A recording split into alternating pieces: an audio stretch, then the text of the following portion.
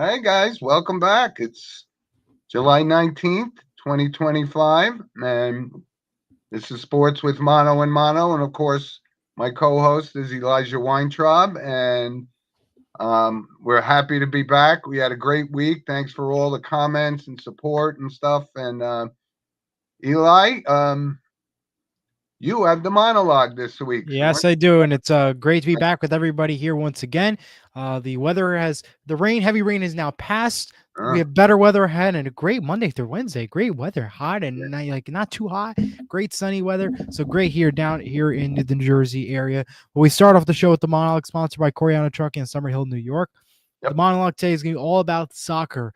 In the Club World Cup is where we'll lead things off. As in the Club World Cup, Chelsea defeats PSG 3-0 to become your World Cup champions, Club World Cup champions. yep. Cole Palmer scored 2 goals in the 22nd and 30th minute, and Joao Pedro scored the third and last goal of the game in the 43rd minute. PSG's Joao Neves did receive a red card in the 85th minute of the game, but overall, a nice, clean, and great game overall. And this was a great and good test for New Jersey and the United States when it comes to hosting a major soccer event. Cooling breaks did take place, and they will be more common throughout the game, especially here in Jersey, as we saw hot weather throughout the summer, especially in June. We were over 100 degrees at one point. So we're going to see more of these cooling breaks become possible. Now, to let you know what these cooling breaks mean for the soccer world, the clock continues to run even during these cooling breaks where everybody does have to stop, take a break, but time will be added at the end. For example, +5 was added at the end of the game, which that was no need. I mean, PSG was winning 3-0, but that's what you have to do in the soccer world. Hmm. Transportation. So about 20,000 riders on New Jersey Transit, which was pretty good. 81,000 fans attended the game. Security was tight, as we know, because the president was also in attendance of the game, and Yes, he they did a was. phenomenal job. And I think New Jersey is well prepared for the World Cup when it comes next year. And if you look at transportation, you look at lines, everything was a success, smooth and on time. You look at transportation wise, there was tons of trains, even well past the trophy presentation. So it was well organized by transit and the state. And everything seems to be really good to go. And overall, it was a success for here in the United States and Jersey. Great. Our other attention we turn to in the soccer world real quick before we pass it on to you, Jim, is in the the women's Euro soccer tournament. We wrap up the quarterfinal games and head to the semifinals starting Tuesday. Today at 3 o'clock, France and Germany have a game today on Fox. That winner will take on Spain, which will be on Wednesday. Tuesday begins the quarterfinal games. As we mentioned, Spain will take on the winner of Spain and Germany. France and Germany, and England versus Italy will be your first game on Tuesday. All games are at 3 o'clock on Fox. The winners will play on Sunday in the championship game. But overall, we wrap up the final major tournament for the summer in soccer, and it's been a success in the Club World Cup and almost wrapping up a successful women's Euro tournament down in Europe. Well, great job. Great coverage there. I know that's going to make Diego very happy, or one of our resident loyal listeners and frequent guests. Yes, absolutely. And I know, Eli, I remember specifically us having that conversation, and in preparation for next year's World Cup, the big one. Right. And your concerns was, let's see how this pans out traffic wise, and And whether transportation, which was a big one. yeah, whether MetLife was prepared for what, the 80,000, 81,000 people. And you're right. I did take some notice of that, and I didn't hear any incidents No issues. or issues. It was great. So And absolutely. And keep in mind, though, yes, it was a small number, 20,000 out of 80,000 that took the train, but this was still a big number to yeah, take on commuting back and forth. And they had plenty of trains running, which was one thing that they were short of when it came to the Super Bowl just a right. couple years ago. So if they keep what they did like this, and more riders have, and more ridership continues to grow, I think it'll be a success for New Jersey, and I think transit will be well prepared. Yeah, and I think about it because we saw in the semifinals where PSG kind of surprised Real Madrid, Yes. and to get to the finals, and then they kind of, to me, was a big stepping stone. And yet Chelsea came out and they dominated pretty much from start to finish. And Yeah, they so did. congratulations And to they them. called it a big upset and was a great win for Chelsea indeed. You got it. Yep. All right. So Well, Eli, let's also recap because last week Wimbledon wrapped up and we expected that final, the Sinner Alcaraz final that it was the best one. everybody wanted to see. And what we talked about last week was who's going to step up, right? And Correct. Alcaraz was going for his third straight Wimbledon, and Sinner was the number one player in the world. And I myself had Alcaraz to win it, and he didn't win. So Sinner, maybe he's the guy that's going. This is going to be quite a rivalry going forward. You can. Oh, it is. But the question is now, when it comes to the U.S. Open, in a couple months, will we see potentially this same rivalry matchup for the third straight time? And who takes the victory in that third one, if this were to be the case down in the U.S. Open when it comes to the U.S.? But it was such a great matchup between the two. We even had a cork bottle from champagne on the court, and that goes to show you how intense this matchup was. And it's Yep. great to see Sinner take a victory. But as you mentioned, this is just the beginning of a long, big battle and rivalry. And the big test is when the U.S. Open comes to play. Will we see these two again? And who takes the crown? And who gets the second win in their series, as you will? Yeah. And what's interesting about this and why this could be the next great rivalry in tennis is they're both, Alcaraz is 22, Sinner's only 23. So these guys got, the best years of their careers coming forward. And listen, let's give a shout out to Djokovic. He did make the semifinals. Yes, he did. And you got to give this guy credit. I mean, yes, he may not be able to compete with these guys, but to get to the semifinals was a Is big a milestone achievement. in itself. And prior to this year, he was the top guy.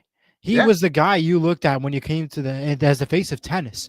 Now it's obviously changed, but you got to look at it. To go to the semifinals was an incredible run, but maybe you never know. The U.S. Open does surprise everybody. So we will see. Maybe do we have a surprise here? Do we see Djokovic back here? That is big questions to ask. But Yeah. if you ask me, the rivalry of the future, the next couple years, we're going to be seeing Alcaraz and Sinner. Those are going to be your two big face names in the men's side for tennis. Well, let me throw a couple other names out there. Like I said, we kind of mentioned them last week, and we don't know. These guys haven't stepped up and won the Grand Slam events like the Taylor Fritz or Ben Shelton. Right. These are guys that could start to make a move and create just a great men's division in professional tennis. And that remains to be seen. But let's talk about the women's The side. women's And side it and was Swiatek. yeah. So she is one of the, like I said, her and Sabalenka are probably the two best No question. women. No question. Got to throw Coco Gauff in there as well. Absolutely, because she was definitely and prior runs and everything, and even the French Open, the king of the hill when it comes to winning these championship games. So it's good to see a new face win the tournament. But again, this is the women's side. There is such a long list of great competition ahead, and that's what makes the women's matches even more incredible. Yeah, and I tell you, I really, really felt bad for Amanda Anisimova. Yeah, I Right? did, I mean, she was the American, and and that was it a was big milestone in itself. yeah, it was. So she got to the finals, but yet maybe the pressure and the limelight was so great. I mean, to lose six love was actually heartbreaking. I felt terrible for her. Yeah, but But to you know make it what? there is an honor. Yeah, but maybe she learns from this experience. But Absolutely, that was you learn from your complete. mistakes. That's the only way. That was a complete dominance. We haven't seen that kind of dominance at Wimbledon in over 100 years. So that was Yeah, quite a match. Quite a match. excellent overall though down there in Wimbledon. Yep. Okay, Eli, let's move on. And you know what? We neglected so the British Open, and it's on right now. And Yes, it is. so you got Scheffler who's up there, which it's not a surprise to me, but he never really dominated like the number one player in the world in British Opens, but he's playing great. And it's the weather's been, good for at times, rainy other times, which you would expect at the British Open, and they're playing at Correct. Royal Portrush. And I meant to bring up last week. So full disclosure, of course, I was going to give my three picks, as we always do. And my Absolutely. three picks were Justin Rose, Mm-hmm. Colin Morikawa, and Tommy Fleetwood. And Okay. Fleetwood's kind of hanging around, but they're still, today is moving day, which, in golf is, Yeah. what they call, who's going to be there on Sunday and where. Right. So you got a lot of guys. The one name, and again, full disclosure, I wanted to pick was Matt Fitzpatrick because he's from he's European and so forth, and he did win a major in the U.S. So he's up there too, and I kind of neglected to say that. So, but those were my three picks, and I know I got a text this morning. Can Scotty Scheffler be beat? Well, yeah, he can be beat. This is a very tight and close match, and it's just outstanding. And you know how I love watching the British Open on Saturday, Sunday mornings, and even Thursday and Friday. But it was it's really going to set up for a great final round tomorrow. And you got the That's it. usual suspects there, right? You got the British guys. Keep an eye on guys like Shane Lowry. They could make big moves today, depending on the weather. So it's a wide open field, and it is the final major of the golf season, and we're going to see what happens. But those are my three picks, and I think Justin Rose and Fleetwood are still in the mix, if you will. So Okay. they're not out of it yet, but I think Morikawa is not having the round that or the tournament he expected so far. Yeah. Well, I think at that, let's move on to some baseball and talk about the MLB. Yep. Well, we're in the second half of the season, of course, Yep. right? So why don't you give us a little recap, because I think Yeah. from an All-Star game perspective, they had the home run derby, which Cal Yeah. Raleigh did win, and Didn't dominate 54 home runs. yeah, it kind of makes sense being that he's Right. leading the major leagues in home runs at the break. Yeah. Um, And and I got to tell you, Eli, this guy has just basically come out of nowhere. he really has. I never heard of him before this year. No, I mean, he just came out and we're like, hello. But we said that. We always like these surprises, and Cal Riley was definitely a surprise there. 54 home runs was excellent to see. But my complaint, though, with the MLB All-Star game was if we look at the game itself, American versus National, it was tied at the sixth inning. Tied at sixth in the ninth inning, and it goes to a swing off. Another battle of the home runs. Mm-hmm. Why don't we just do like home run derby and forget the game itself? Because if it's resulting back to a home run swing off, what is the point of the actual game then? I don't really understand personally. Well, If the goal is to just win by home runs, let that be the competition. Home runs, American versus National, and the top player with the most home runs is your derby crown king, as you will. yeah. I mean, that's how I look at it, because yes, the game was exciting. Don't get me wrong, but it was tied, and it goes to another home run derby swing off. It came down to another run. I know, but the public seemed to love this Enjoy it. swing off thing. Yes, but at the same time, what is a swing off? It is a battle of the home runs. But isn't that what we just saw the night before at the home run derby? I don't know what the I don't know. solution is, but I think it did go over big from a public perception. Right, and no question. There's no right? question. But I just Yeah. think that if we're just going to duplicate the same event over and over again, why don't we just have one big event and maybe change the rules a little bit from Right. that one big event? Because I don't know. I just thought that was interesting. Okay, that's a fair assessment. But to get back to this Cal Raleigh and one of our loyal listeners, Kenny Backert, who's a big sports historian as well, particularly baseball.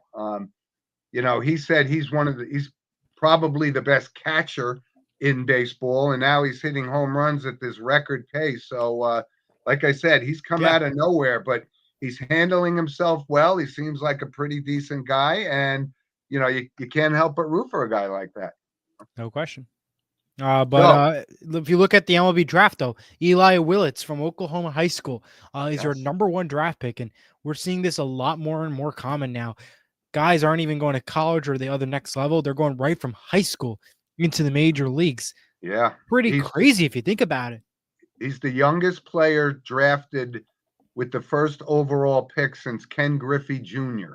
Yeah. So that's big company. Yeah, he's only 17 years old, and there was an abundance of shortstops available in this draft. So, the question is, will Willits go sign this big deal With minor the league, national, right? Yeah. thing, and or go to college and like guys like Paul Skeens did, they were highly touted and they went to college. Even if they play 1 year, they can always Right. opt out. So it's great stuff. So we're Absolutely. And next year's All Star game, by the way, is in Philadelphia. That was announced this week, including the logo. So that was pretty cool stuff. But yeah, okay. as you mentioned, we're at the halfway point, and Detroit and Chicago are your two best teams, both in the American and the National League side of things.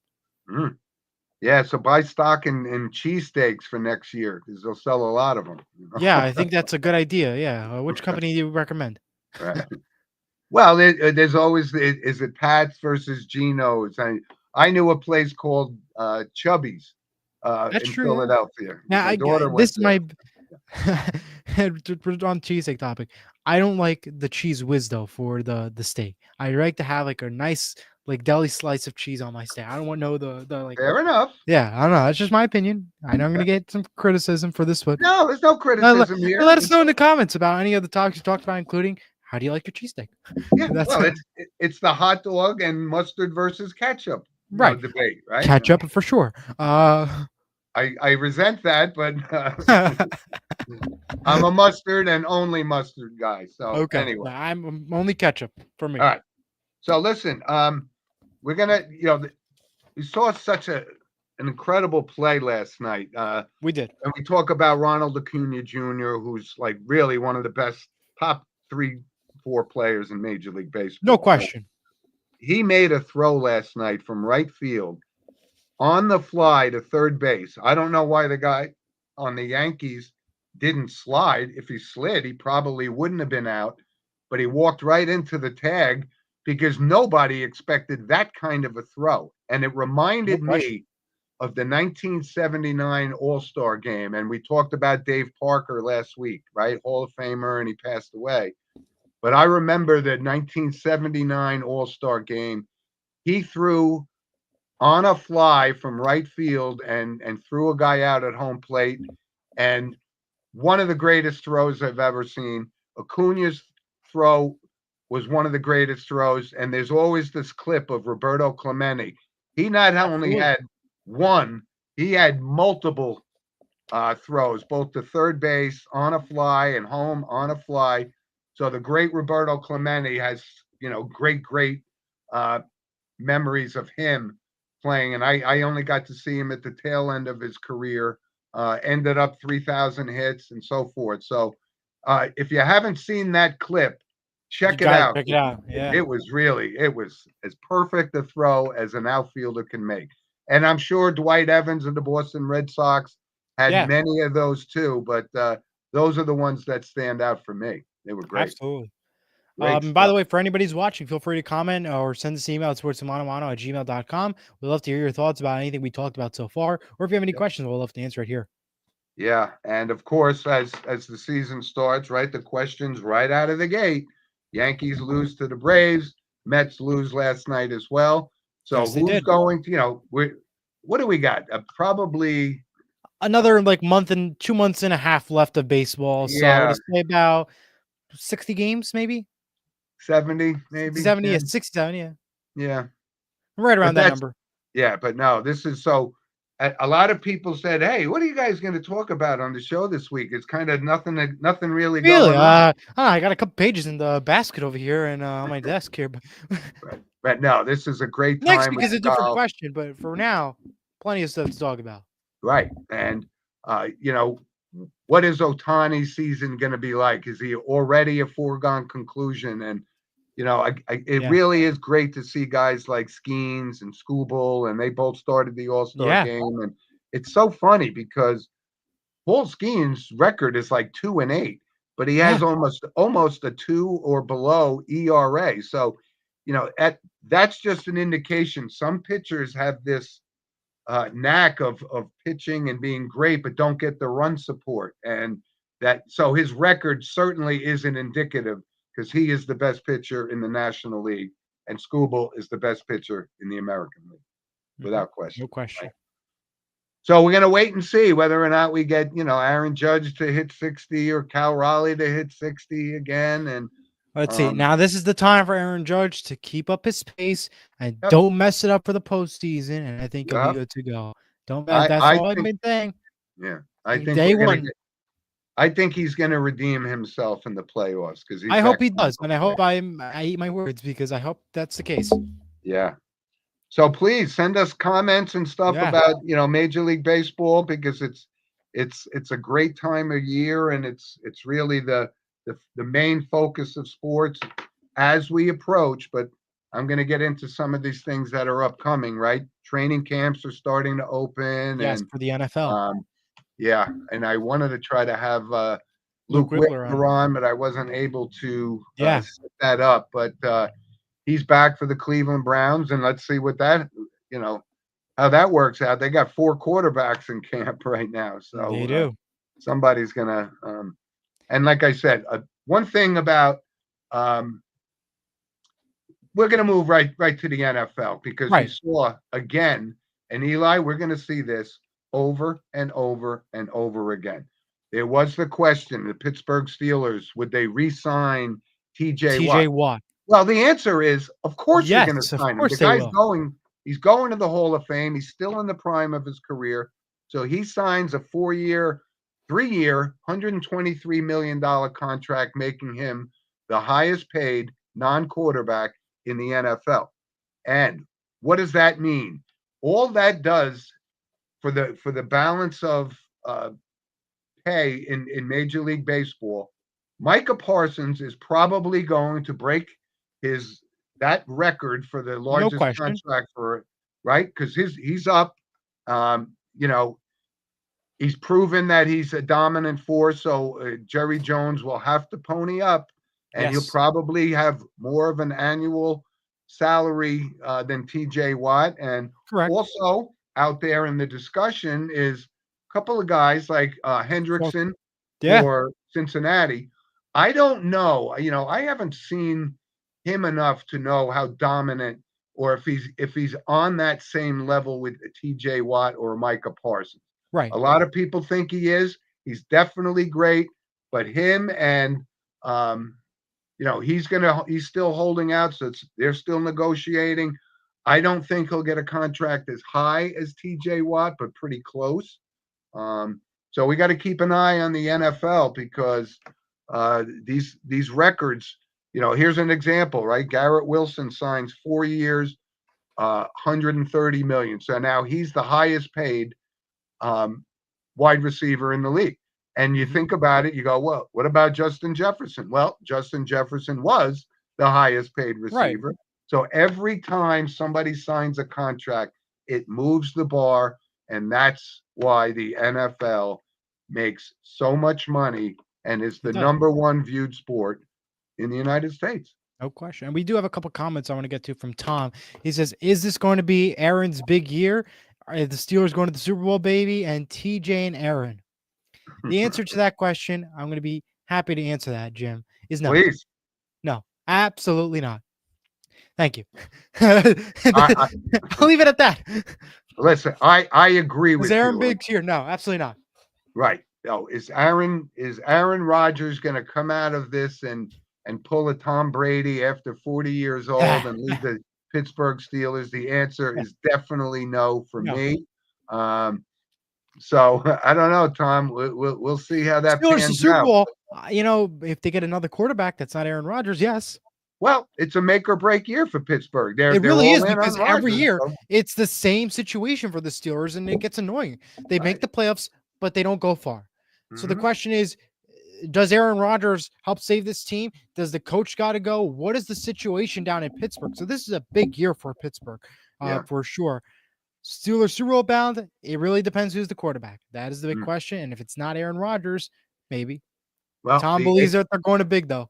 Certainly the AFC is more wide open than the NFC, I think, right? Yes. Because you got guys like Allen, you got guys like Burrow, you got guys like Herbert, all of these, top flight. Oh, did we mention Patrick Mahomes? That's I mentioned. I just mentioned him. Yeah. Okay. The list goes on and on, but when you look at the NFC side of things, it's really not as competitive as we think. The biggest threat, I think, would be in the NFC East with Washington and Philadelphia. Those two would be the best two teams to watch out for.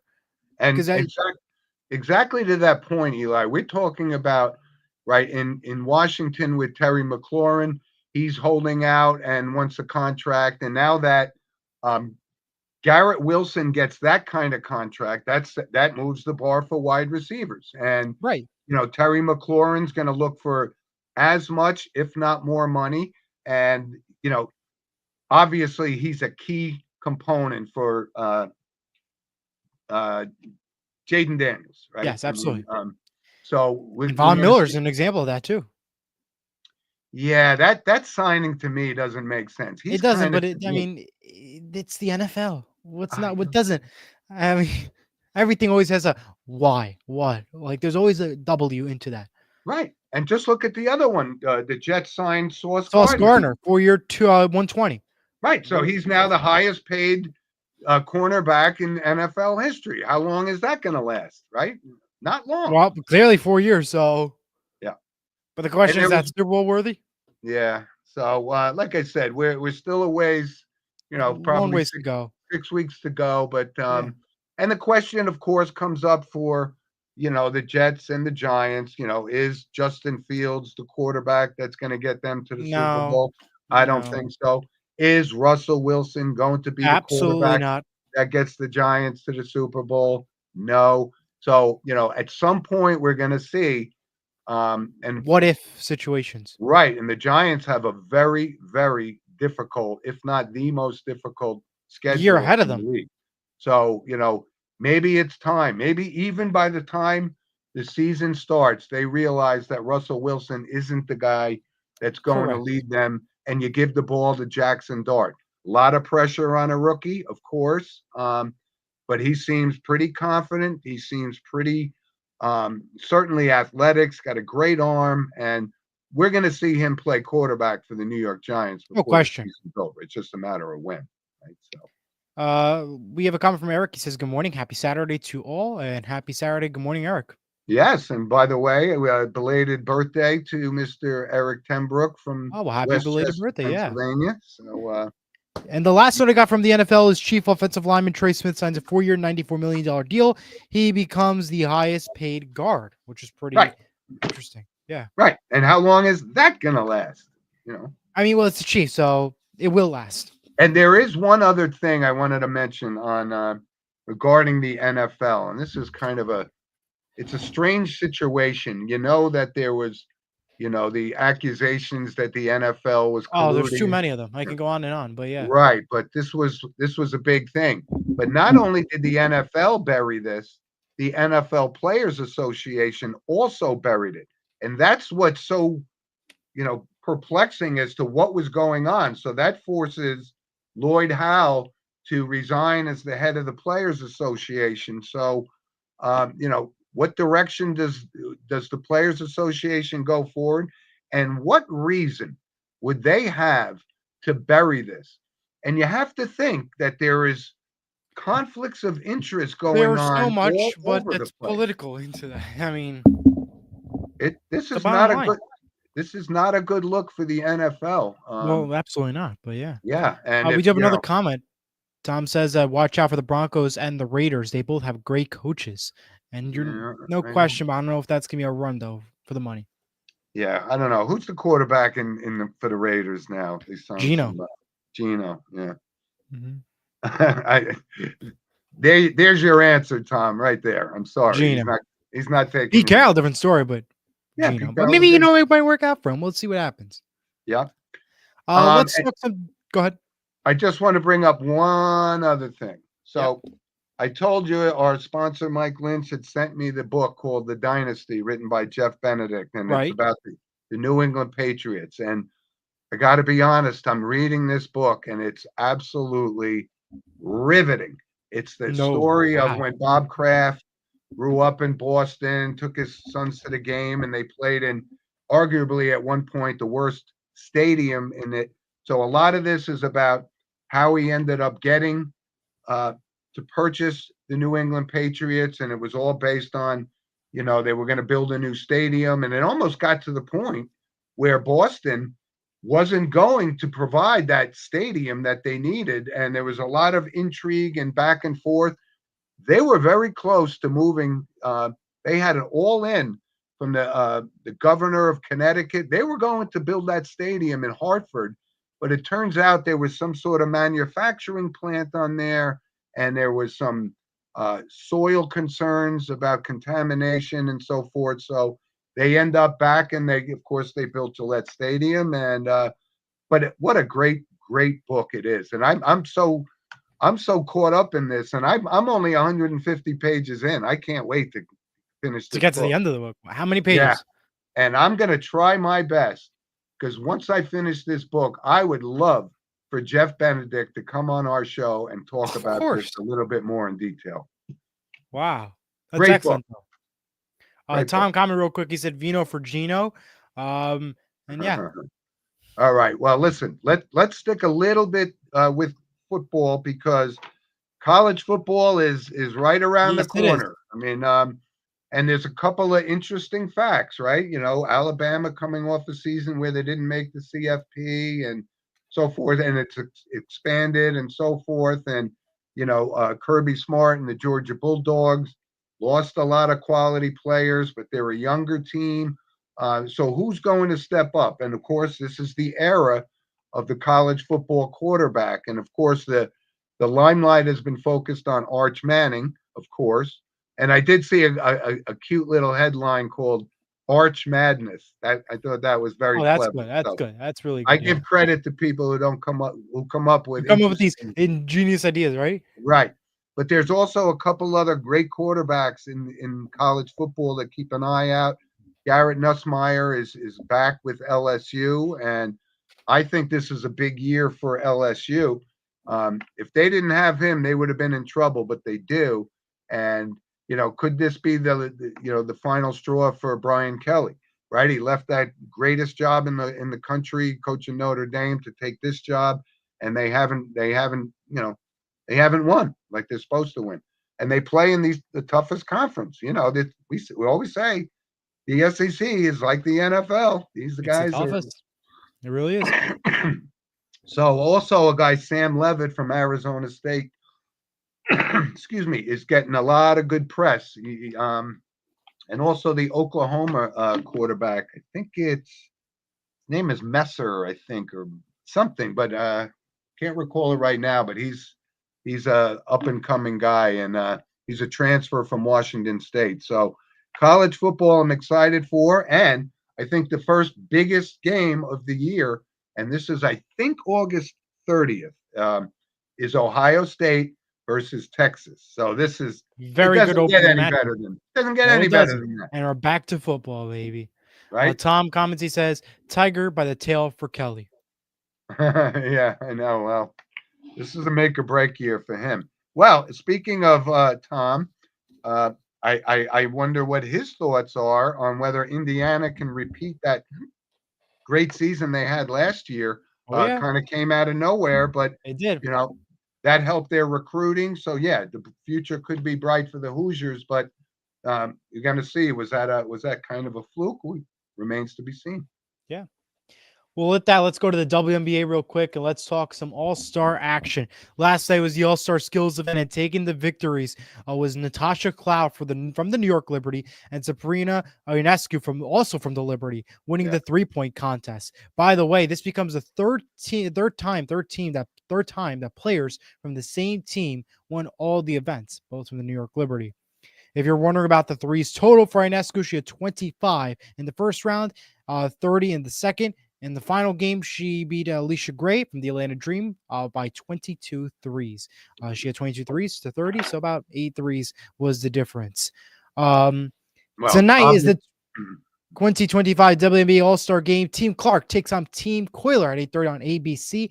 However, Caitlin Clark will not play due to a groin injury. Right now, the betting world is saying Team Coiler will win tonight's game by 4.5. We will see if that comes true.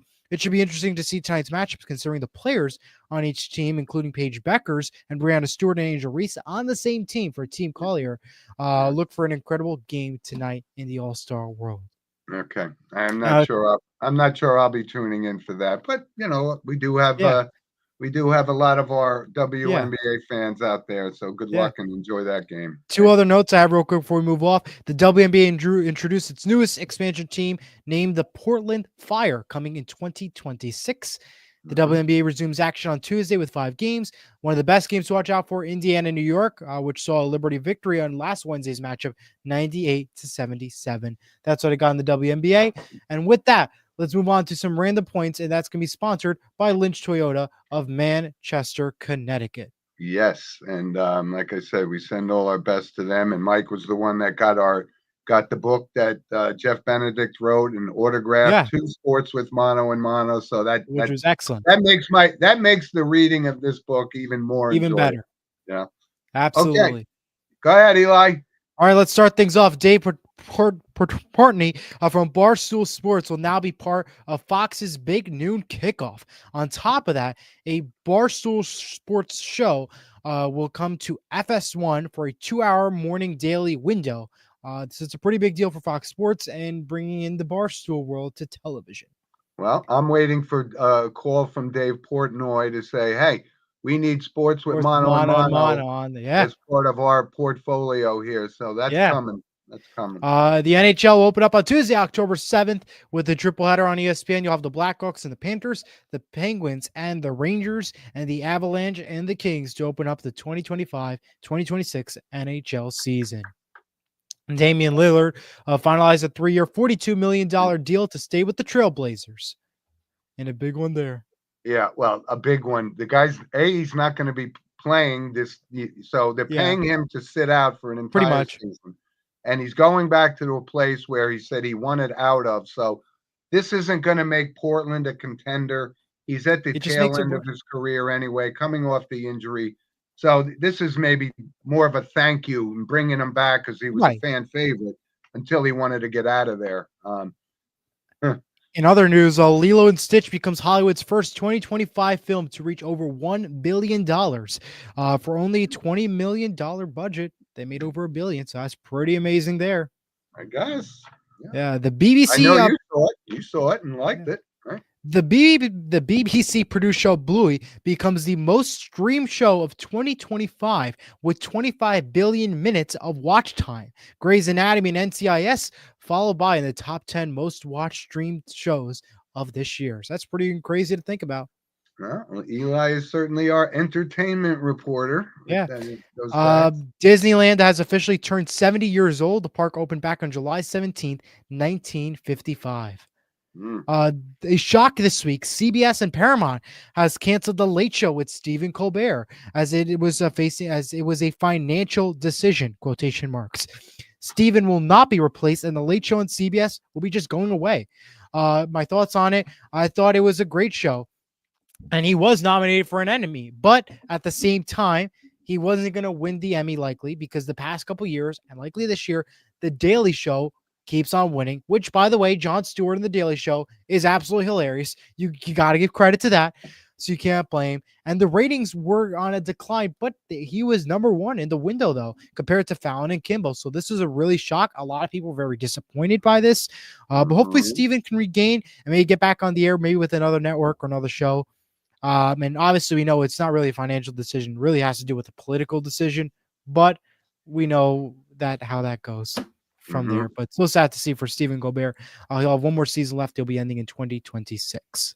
Okay. Finally, how about that Coldplay concert on Thursday night? The CEO caught on the Kiss Cam. That was just hilarious. And on top of that, the Philly Fanatic at the Phillies game recreated something like that, and it was just hilarious. I couldn't stop laughing.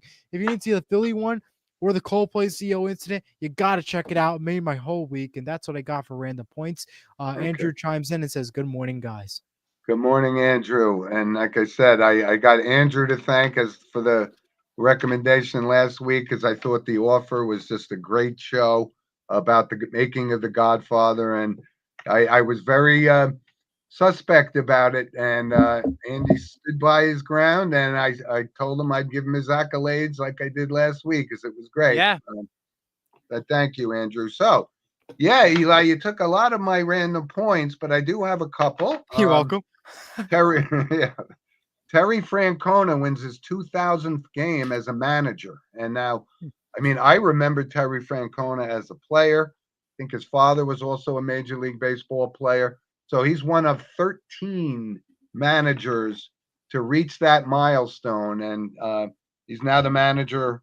He won 2 World Series, by the way, Yeah, he did. with Boston. So congratulations to him. He's a solid guy, and he loves managing. I know he had some health issues, and he's been around the block a little bit. I think he was with Philadelphia at one point as well, but he's in Cincinnati now. So that's a pretty exclusive club when you think about how many Yeah. Major League Baseball teams and how long the sport's been going on. So congratulations to him. And interesting, Eli, you and I have been talking almost weekly about the value of these sports franchises, right? And I think we talked last week, like the Giants or or the Cowboys are valued at 10.8 billion.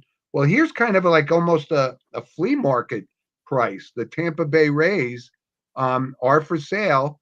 And the market value, and I know this sounds crazy when we say 1.7 billion is almost a paltry amount Only compared to right. But compared to these other franchises, obviously they need a new stadium, so that's going to come into play. But I kind of thought that was a bargain price for a Major League Baseball. we should have bought it. Yeah, we should have pooled our money. You're right. I know. I think we Disappointed. could have got some donations. Like anyway. I'm disappointed. What are we doing, Jim? And here's an interesting, and what I'm going to say. A lot of people, the Washington Commanders are going to retire Art Monk's number and number 81. And I immediately said, 100%. He was great. And he's a Hall of Famer. And he was absolutely a great player. So well deserved. I'm glad he's getting the recognition. I don't know what took so long. I think he's the 6th Washington franchise player to have his number. Quite an honor. I mean, and he played with some great wide receivers too. With Gary Clark was great, and but what a career he had. I'm glad he's in the Hall of Fame, and I'm glad he's getting his number retired because he deserved it. Plain and simple, he deserved it. Okay, that's me. For, all right. Well, we have one more point. comment before we move on. He said, "Jr. says, do you think Al Horford will sign with the Golden State Warriors?" I don't know. Yeah, I mean, it's possible. Al Horford's probably 37 years old, so he's obviously at the end of his career.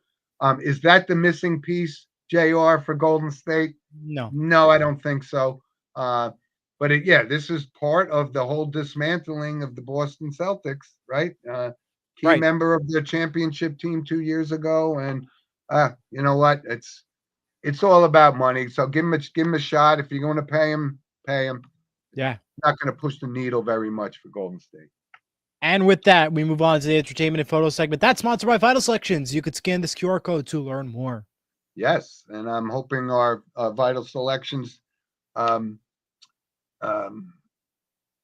supporter is the business is growing from our recommendations on the show. It's a great product, and when you're talking about your health, I guess science is all on board that beets are good. So this is a good product. So check out the QR code and order your supplement right now. All right, Eli. So you and I talked about it. Sometimes we do books, sometimes we do movies, sometimes we do TV shows. But there was one movie that it kind of almost slipped my mind. It's one of my favorites. Is Wall Street with Charlie Sheen and Michael Douglas. And it goes back, obviously, I think it was probably 1986, but it really is one of the great movies, certainly of that era.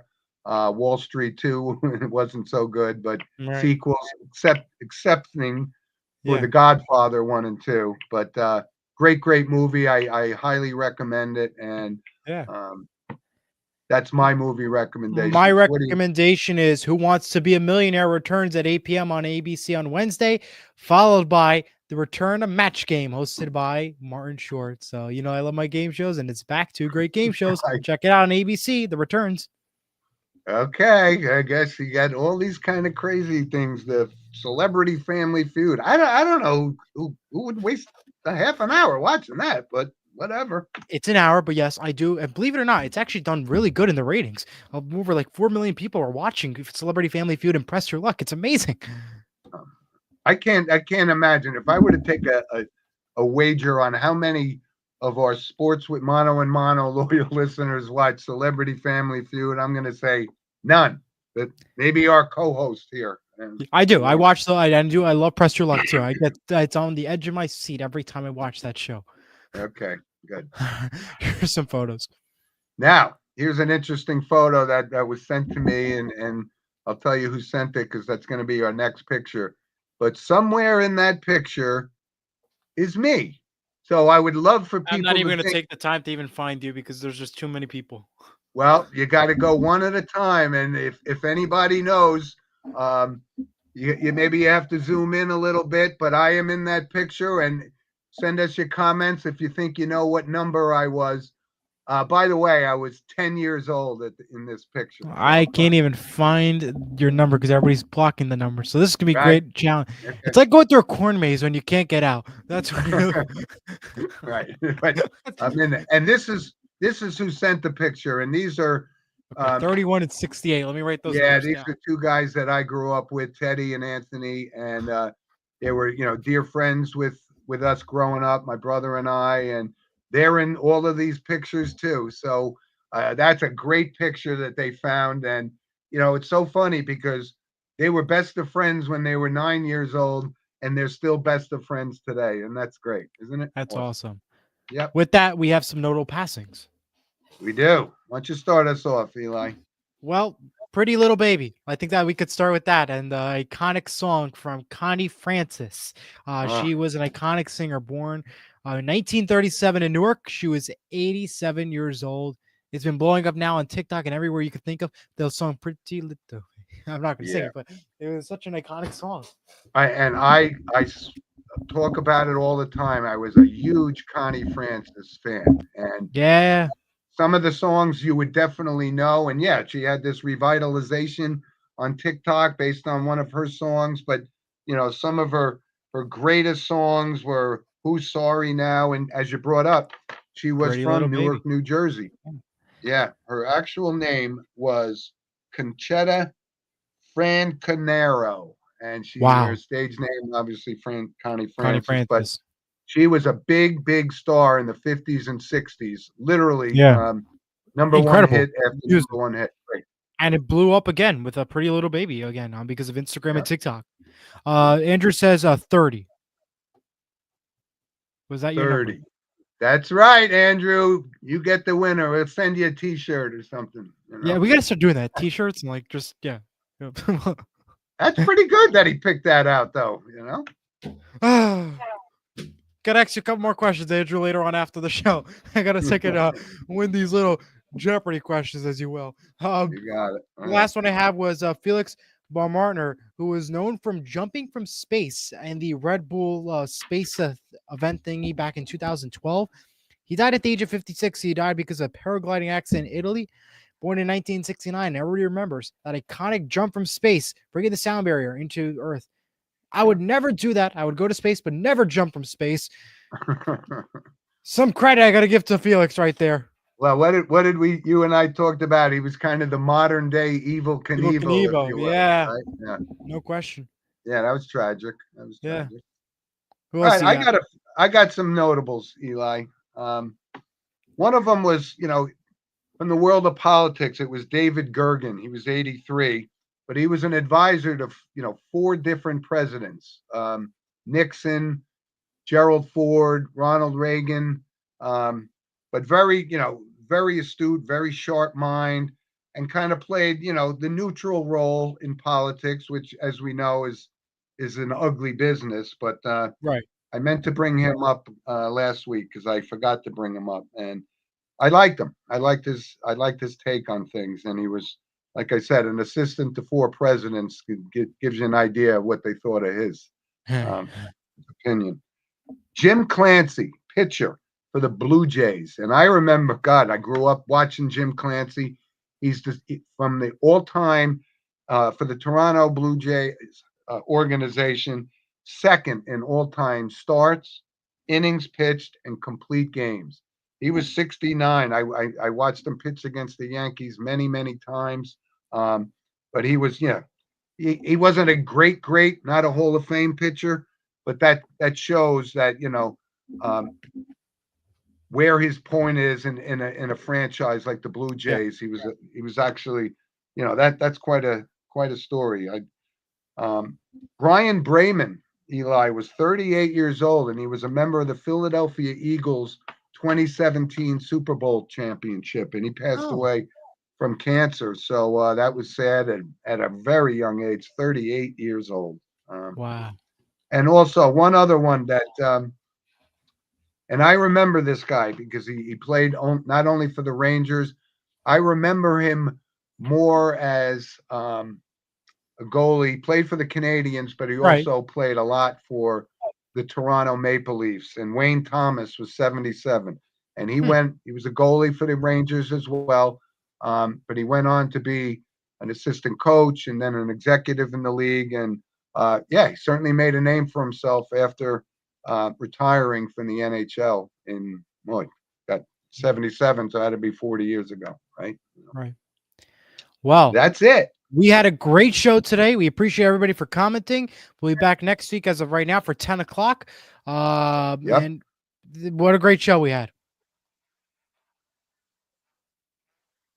And Eli, let's let our loyal listeners know, like when you talk to people and they're watching the show, because like I said, our viewership is increasing.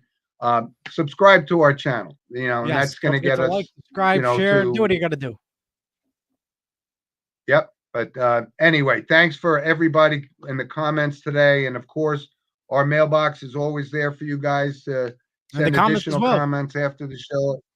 sportswithmano@gmail.com. So everybody get back to watching the British Open, because it's going to be a great Saturday and Sunday in Northern Ireland.